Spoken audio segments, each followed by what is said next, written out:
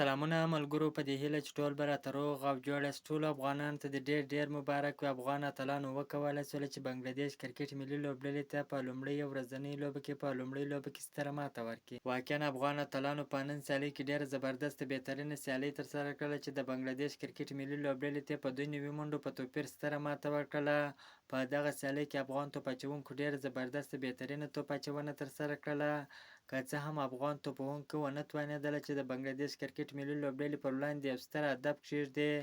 یوازې د افغانستان کرکټ ملي لوبډلې د بنګلادیش کرکټ ملي لوبډلې ته د 215 منډو هدف ایښی خو د بنګلادیش کرکټ ملي لوبډله بیا ونه توانېدله چې په یاد هدف پسې ځان ورسوي. د نن لوبې ټاس افغان لوبډلې وګټئ چې پخپله د توپونې پرېکړه وکړله. په 49.4 اورونو کې د ټولو لوبغاړو په سوځېدو سره 215 منډې جوړې کړلې چې د افغان اتلانو په ګټه په توپونه کې محمد نبي اسحاقیل 84 منډې جوړې کړلې، حشمت الله شاهدي 52 منډې جوړې کړلې، خو نور لوبغاړي بیا ونه توانېدله چې د افغانستان لپاره د ډېرې منډې جوړې کړي. د 216 منډو هدف په تعقیب کې د بنګلادیش لوبډلې ډېره خواري وکړله خو ونه توانېدله چې په یاد هدف پسې ځان ورسوي. ټوله لوبډله په 144 منډو باندې وسوځېدله چې د افغان اتلانو څخه په 2 منډو په توپیر ستره ماته وخوړله.